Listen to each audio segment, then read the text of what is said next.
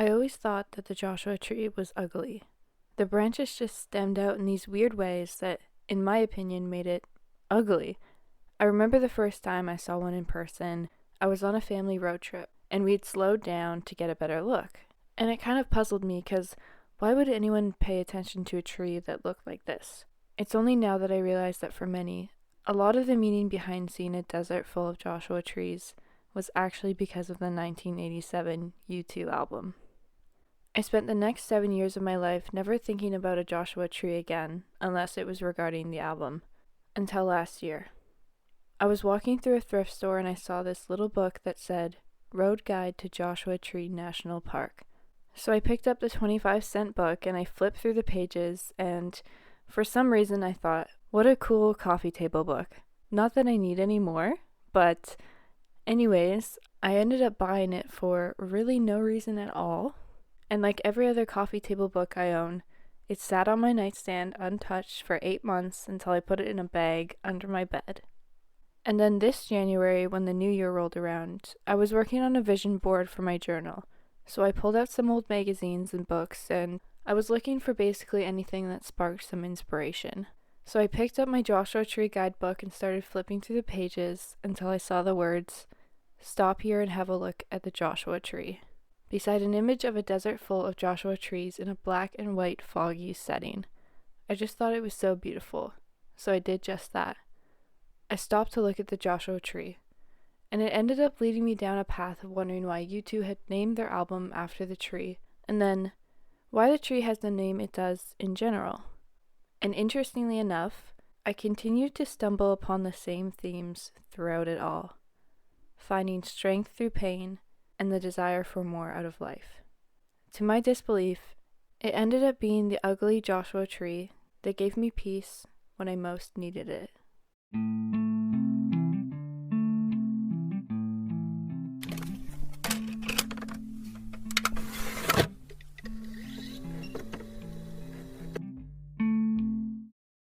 When I was researching for today's episode, I came across an article that was looking to explain the connection of U2 to the Joshua tree, which we will get more into later, but it said, "We all have a desert."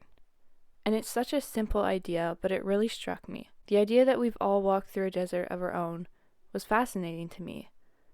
Right now I'm podcasting to you from my bed with a healing broken tibia. Technically it's a fracture, but I'm not a doctor, so I'm not going to get into all the little details because that's not my skill set. But anyways, the outcome of it all is that I haven't been able to walk without crutches, which means I haven't been working as much or really been able to get a lot done by myself. And mentally, it hasn't been the easiest thing to work through. Obviously, it also hasn't been the hardest thing to get through, but my point is that we can all probably name a few times in our lives that we would call a desert. A point in your life that felt vast and hopeless, desolate and fruitless. It's sort of inevitable to go through life without pain, unfortunately. But it really is these moments that we learn the most about ourselves. When I was thinking on the idea of us all having a desert, I kept coming back to the conditions that the Joshua tree learns to live in. The first time I saw a Joshua tree for myself, we were driving through Death Valley, a portion of Nevada that is famous for recording the highest temperature in the world at 134 degrees and being the driest spot in North America. An empty, dry, and hot desert, yet there was the Joshua tree standing tall. To me, that's the most interesting part, that the Joshua tree was specifically designed to live in these conditions. In the words of writer Francis M. Foltz, "Whenever I see the Joshua trees, I think how considerate they have been in choosing to make their home where few men have a desire to live." Now, obviously we don't choose pain for ourselves, but the idea that something could survive in the harshest of conditions kind of becomes a beacon of hope for us in our hardest times. In the words of Bono, "The tree is a symbol of faith and hope in a dry and barren desert." So, how do we learn to withstand the heat? When I was Googling information about the Joshua tree and how it got its name, a quote from a book came up. And after reading it, I realized that it was one that I owned, and I was actually meaning to read it. So I picked it up and began reading it. How many times do I say reading? Anyways, the book is called Glass Castle. It's a memoir by Jeanette about her childhood and the experiences that she lived through. The quote I had originally read was about a time where she lived with her family in the Mojave Desert, and her mom was really inspired by the Joshua Tree. So Jeanette wrote, "Mom painted dozens of variations and studies of the Joshua Tree. We'd go with her and she would give us art lessons. One time I saw a tiny Joshua Tree sapling growing not too far from the old tree. I wanted to dig it up and replant it near our house. I told Mom that I would protect it from the wind and water it every day so that it could grow nice and straight. Mom frowned at me. You'd be destroying what makes it special," she said. It's the Joshua Tree struggle that gives it its beauty, and I think I'd have to agree. I've gone from hating the Joshua Tree to pasting photos of it all over my 2024 journal. The idea that our struggles make us who we are typically tends to be true. It's hard to go through something difficult and then not have the lessons you learn from it change you because of it. And when Jeanette's mom points out the reason that she loves the Joshua Tree is because its struggle is what makes it beautiful, it made me smile, because that same idea of the tree ends up connecting with U2's interpretation of it as well. Another snippet from the book says, "From the time the Joshua Tree was a tiny sapling, it had been so beaten down by the whipping wind that rather than trying to grow skyward, it had grown in the direction that the wind pushed it. It had grown in the direction that the wind pushed it." And again, the idea of this made me feel at peace. The hardest times in our lives shape who we become, and with strength, they will shape us into better people. Sometimes it's okay to let the wind push you in one direction. Going back to the first reference in the book about, if you nurture the Joshua Tree to grow perfect, then you destroy what makes it special, is true to us too. We cannot walk through life without trials, but we can choose how we handle the trials. Stand tall and firm in the ground, but you don't have to feel shame if the wind blows you around a little bit. What you go through makes you who you are.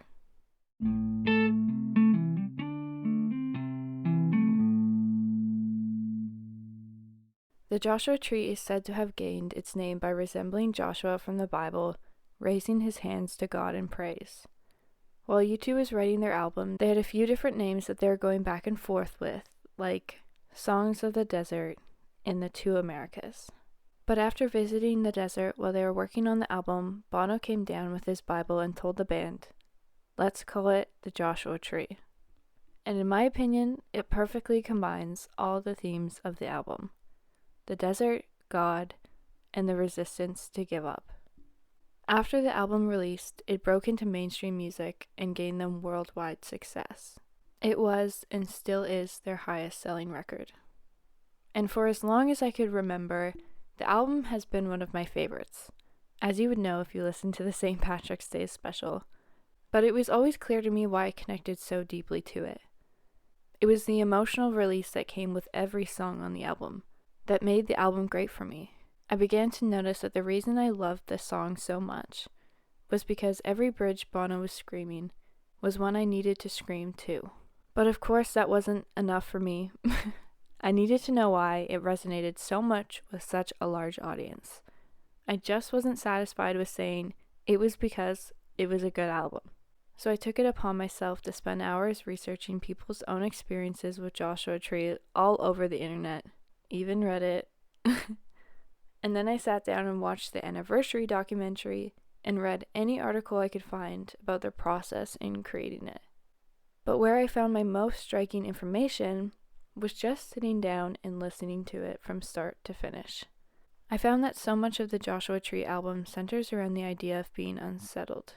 And if you don't believe me, then listen to this. I wrote down 9 quotes that reflect this idea just on one listen through.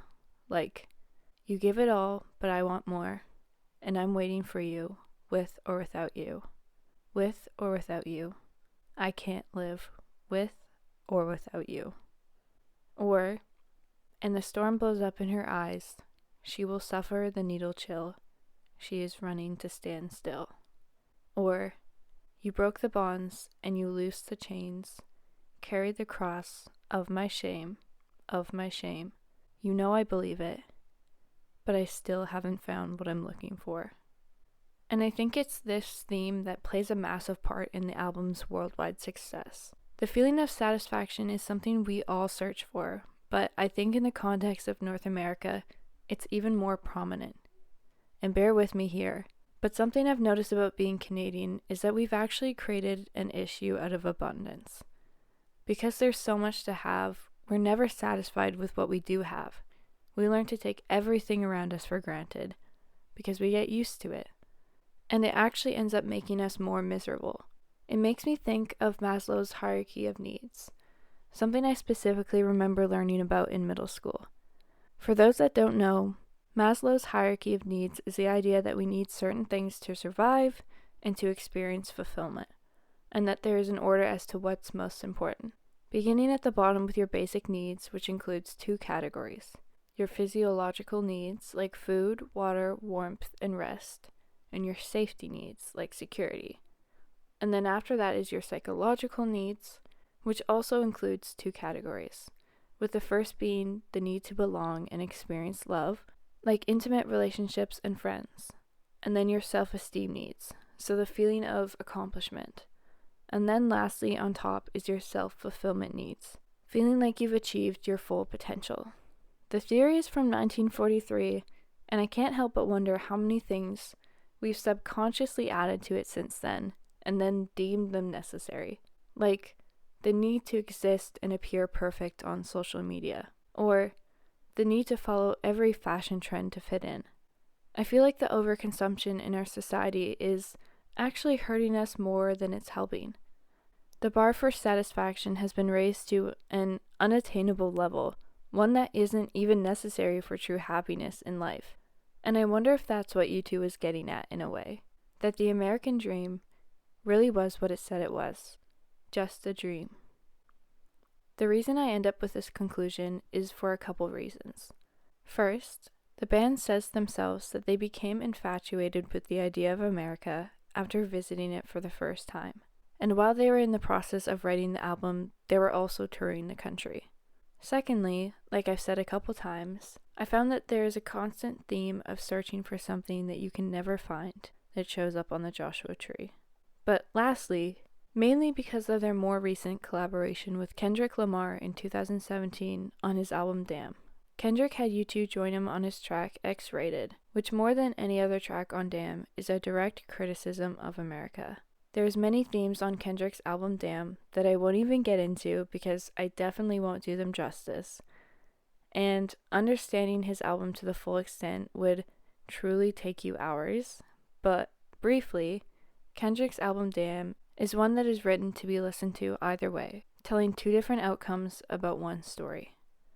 At its bare bones, I can explain it by saying one way is about choosing the self over God, and the other is about choosing God over the self. Specifically on the track X-Rated, Kendrick hones in on the political and religious themes from the album, so it's no coincidence that it was U2 who ended up featuring on the song. Singing, "It's not a place, this country is to be a sound of drum and bass. You close your eyes to look around." Beginning with "It's not a place" leaves us with the reminder that America is viewed as more than just a country. It's an idea, or a dream for some. Next, this country is to be a sound of drum and bass, with drum and bass being speculated to represent gunfire. But at the same time, it's important to remember to bring awareness that right before Bono's verse, the song is stripped down to just drums and a bass line. This is the brilliance of Kendrick Lamar, by the way. But the verse finishes with, "You close your eyes to look around," implying that you see what you want to see. It's an incredibly executed song, and even if you're not a rap fan, I would highly recommend you check it out. And if you do listen, read the lyrics along with it, because every word Kendrick speaks on that song, and the entire album for that matter, to create a character that portrays exactly what's right and what's wrong with the subjects he's speaking about. And really quickly, if you want a full analysis, Dissect Podcast through Spotify did a very in-depth, great look at the whole album, one track at a time, so I would definitely recommend. The album Damn made me see music and the process of creation in such a different light, and I am continually blown away by Kendrick's work. But getting back to U2, the reason I bring up the idea of the American dream in North America is not to sit here and criticize it. It's to highlight the fact that, like Bono said, it's not a place, it's an idea. The idea that there is a perfect place to live is just not true, no matter how you spin it. And the idea of wanting something so badly that doesn't exist leaves us unsettled. Just like the meaning behind U2's song, Where the Streets Have No Name, a song we talked about a couple weeks ago. It was inspired by Belfast, a city in Ireland that experienced a lot of separation between people due to religious or economical status. And their experience in Belfast was that, based on the name of the street someone lived on, you knew whether you were at war or in community with them.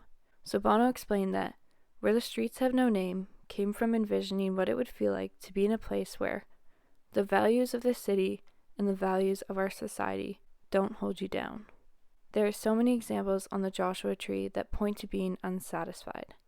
But one of my favorites is on Running to Stand Still, where Bono sings, "You have to cry without weeping, talk without speaking, scream without raising your voice." Again, it's the idea of trying to achieve the impossible. She's running to stand still. It's the most beautiful way to tell a story of struggle. And I think that's part of what makes the album so great, because its subject matter is timeless. Despite how many years we live, we will never be satisfied. Music critic Stephen Hayden says this when talking about U2's contributions on Kendrick's track. What Bono seems to hint at is a familiar theme from many U2 songs. Mankind perpetually feels dislocated in every way, physically, emotionally, spiritually, which inevitably sends our eyes heavenward in search of guidance and hopefully deliverance. And I think that he makes a good point. When talking about any piece of music that U2 has created, it's important to make note of their gravitation to God. Bono says the music he's most drawn to is about running towards or away from God. He says, he revels in the ambivalence, anthems of doubt more than faith. And I think this perfectly describes a lot of what Joshua Tree was trying to do. There's a yearning to be close to God, but at the same time, there's a lack of willingness to give up our own cross. It's very similar to what Kendrick highlights throughout his album too. And to be honest, I think the truth is, that's just kind of who we are. Religious or not, I think when times are hard, we all want there to be someone in a higher power to turn to. But when times are good, we want all the credit. But where Joshua Tree reaches brilliance in my eyes is that not only do the feelings of dissatisfaction seep through the lyrics, but also the drums, guitar, and bass. While I was watching the documentary on the making of the Joshua Tree, lead guitarist The Edge stopped to talk about his favorite guitar riff to play on the entire album, and it'll surprise you. It's the outro to With or Without You. He says, "It could have so easily just gone into a whole big solo, but there's something incredibly satisfying about at the end of the tune just doing the exact opposite." And hearing him point it out made it click in my head. It's quite literally a musical representation of the story of the whole album. Because there's no gratifying solo at the end, there is no conclusion to it, leaving the listener with a sense that the song is unfinished in the best way possible. They want you to want more. It's brilliant. Lastly, what I believe has made this album stand the test of time is its ability to set an atmosphere. We talked a lot about music telling the story of a place on our episode about the influence of home, so this idea should be pretty familiar. But when you listen to Joshua Tree, you can clearly feel that it was written under the inspiration of a desert. Many of the songs have a feeling of vastness to them, and it's what makes the music so grand. It's the reason the Vancouver Canucks used Where the Streets Have No Name as their playoff intro song. It's the reason that the same song drew crowds of over 1,000 to the streets of downtown LA where U2 performed on top of a building. It's the reason that so many people compare U2's live shows to a church service. When you listen to Joshua Tree, it's written in such a way that you have no choice but to feel connected to it. It's almost like U2 wants you to feel like you're stranded in the middle of an open desert, pleading on your knees for the answers to everything that you can't understand. It's a beautifully vulnerable sentiment. You are the standalone Joshua Tree from the cover. Your arms are resembling the branches. and you're standing there in the midst of your desert, asking God for any guidance you could possibly get. This is what the album's about. It's about searching for the answers that this earth will never provide you. I want to run. I want to hide. I want to tear down the walls that hold me inside. I want to reach out and touch the flame where the streets have no name. While I was researching for this episode, I came across an article on Joshua Tree House website that said, the average Joshua tree lifespan is 150 years. They grow very slowly and only about 3 inches per year for the first 5 to 10 years, and then 1.5 inches every year after. It takes about 50 to 60 years for a Joshua tree to mature. Imagine that. Maturity takes time. So to recap, we all have a desert, a time where we feel alone and separated from the world. But it doesn't have to destroy us. Instead, we can learn to thrive in times of hardship. We can learn to let the wind shape us. And we can learn that what makes us different is also what makes us us. As always, my sources, email, and social media links are in the show notes. I'd love to know your thoughts on this episode, as it is one that is very special to me. Let's let music bring us together. And don't forget to grow up slowly.